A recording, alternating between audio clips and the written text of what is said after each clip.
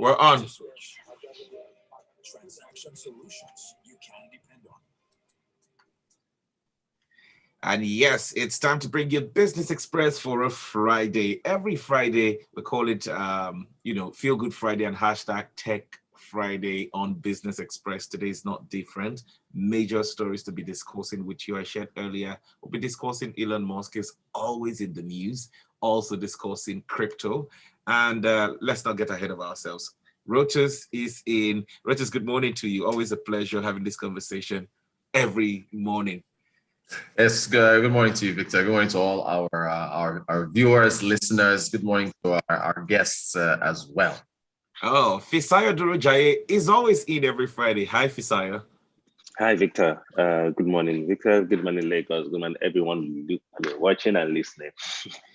And we have a very special guest joining in today as well. His name is Collab Agugwa, and he's a crypto trader, right, Rotus? That is correct. He's entrepreneur, crypto trader. He's a founder of a private cryptocurrency educational company. I think it's called Wealthy Fam. So it's great to have him. He's a young Amazing. guy. Amazing. Definitely doing things there. So Caleb, good morning to you. Good morning. Good morning, guys. Good morning, Lagos. Good morning, everyone. I'm glad. Thank you very much for joining. All right, quickly, there are several ways you can be part of the show. You can send messages to us on WhatsApp. It's 0809 4440981. As we continue the conversation, just keep sending your messages across to us. We'll acknowledge it before 6:45 today. We're also on Twitter at Smooth981FM, and we're streaming live on YouTube. It's Smooth981FM Lagos. Rotus, let's get it started. Yeah, so Coinbase, one of the largest cryptocurrency exchanges in the world, they've teamed up with Blackrock. Blackrock is a large asset management firm, and I think Larry Fink is the CEO. And they are basically, BlackRock is going to be offering cryptocurrency assets to its investors. And Coinbase will be facilitating that with their exchange. Coinbase shares, they climbed on the news.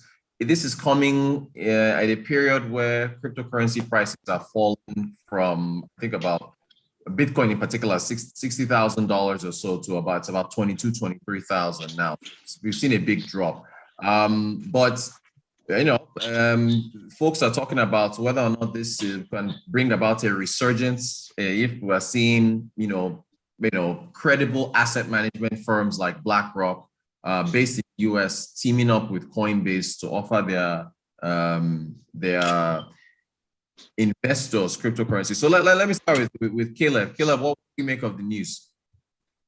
Okay, I would say it's a very great news to the crypto space. If you're considering what's been happening in the crypto market since the decline in price, I would say this is a very good news because a whole lot of people lost hope in this crypto. I didn't lose hope, but I know a whole lot of people lost hope and they believe the crypto space, was dead. But this is a very, very good news. 25% is huge. 5% is a very huge move. So I think this just brought some more believers into the crypto space, and people are believing now. A large asset management firm like BlackRock, that just brought thousands of believers into this space, and I believe this is a very good news. It's just rekindled some fire in people's life, and I think this is a very, very great news in the crypto space, and it's so unique because other coins are still at a low. Other coins are still experiencing this dip, but this is a very major news for us in the crypto space. A very good news. All right, Fisayo, what do you make of it? What do I make of it? I think it's the same. I don't know really, because like I've said and I've always maintained, is that we need to. I'm still not sure how to place crypto, given the fact that it's neither a currency nor an investment asset class. So exactly where do I place this, or how do I place this, right? I was listening to Caleb talk, and he mentioned the fact, because I'm using the word believers, right? Believers, right? So it appears that it has to be some form of faith-based faith-based, thing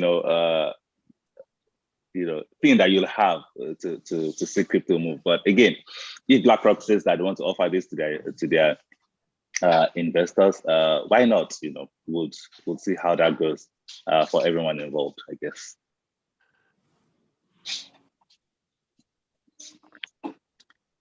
I think Rotus' internet is bad. All right. Hopefully Rotus gets to join us again. Just keep sending those messages across to us on WhatsApp. It's 0809-444-0981. On Twitter, it's Smooth981FM. Keep those messages coming right through.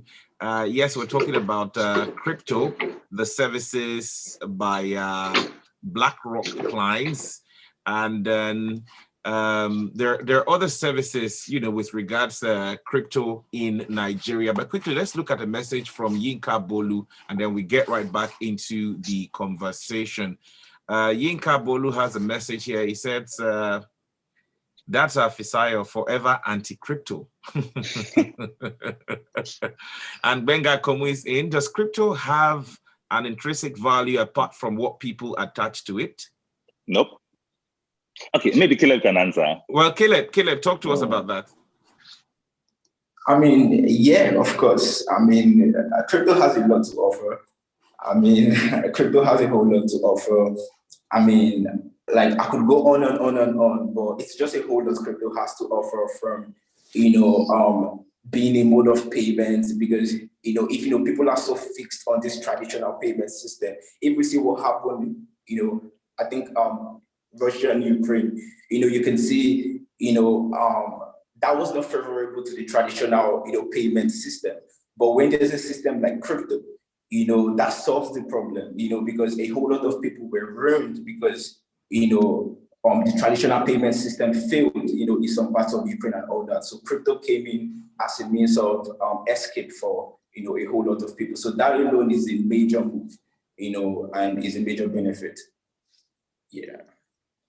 I see Fisayo is agreeing with me, right? No, I'm not in my head. It's not in agreement. Anyways, but it's fine. Yinka is in again, this time for Fisayo. Trying to imagine Fisayo and Caleb in person inside the studio, sitting next to each other. One is for crypto, the other is perhaps anti-crypto. Rotus. Yeah, sorry about my connection there. Elon Musk, I think Tesla basically was, in fact, before we get to Tesla, no, actually, let's hang on that. Kenya, I really want to touch on Kenya. So Kenya's government, Kenya's power company says they want to start building or testing electric vehicle stations in Nairobi and Nakuru. I think Nakuru is northwest or northeast of Nairobi.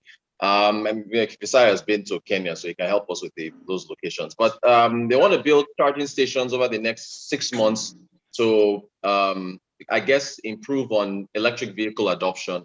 And then following that, I think it is a bank called, is it NCBA? NCBA Bank PLC is the first Kenyan bank to offer vehicle financing for electric vehicles. I think up to 70 or 80% of the cost of the electric vehicles will be financed by the bank over, I think, a 4 or 5 year period. Fisayo, what do you make of that development on the public and private side for electric vehicle adoption in Kenya? Yes, I mean, it's a welcome development. I mean, anything that makes the world greener, right? I guess is a welcome development. But again, as a utility company, right? You don't want to be a player in the space. Your job is to provide power to everyone, and then let businesses build the charging stations themselves. But like I said, it's a testing phase, because I don't know why the government utility company wants to build charging stations for electric vehicles, where private companies can build that themselves. But again, it's one of those things that, okay, I think we'll just figure out how it goes, as part of the conversations. But of course, on the financing side, there's really nothing special about the bank financing making car financing, right? Whether electric or LPG or or petrol cars, right? There's really nothing, different. It's a car, it's a car, right? And I guess that's how I look at that. But yeah, I think it's also, a thought that the regulator is thinking in a certain direction. And I think it's important that, yes, everybody just thinks around how to handle, the future as we go on. All right. Caleb, what do you make of the development there? Yeah, I would say it's a very, very great one. Those are the giants of Africa, but I think Kenya is gradually becoming this giant of Africa. They're always innovating, they're always,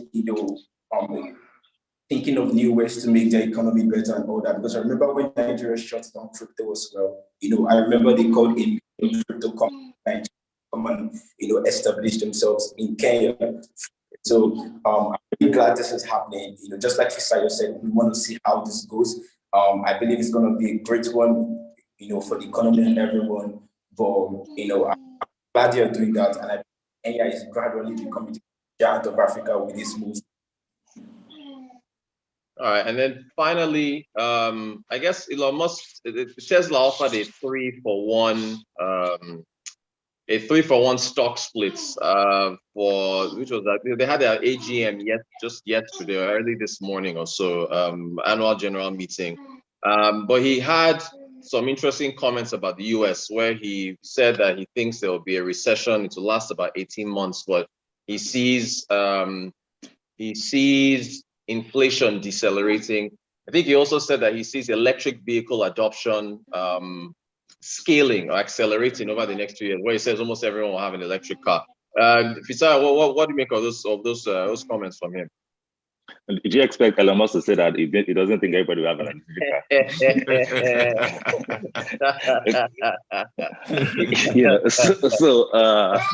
So I would totally discount that. I'll totally discount, his comments on electric vehicles. But he said a few other things, right, which is around. He said a few other things around,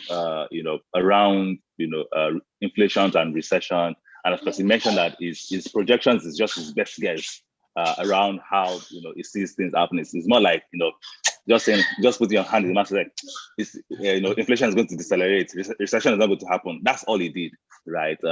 And of course, it also makes sense because he's a business leader. That thoughts around his company being overvalued.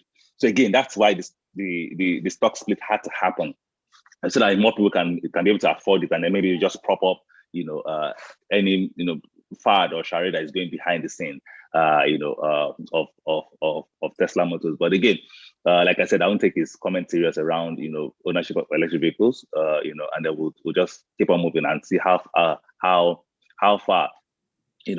President Biden and Kamala Harris wants to take issues around inflation. Again, I'm talking about taxing people out of recession makes absolutely no sense. So that's why I can't sit down here and say that yes, it's going to change in the next 18 months when the government is doing everything against conventional wisdom around how to deal with a situation like this. But again, we'll figure it out as we go on, I guess.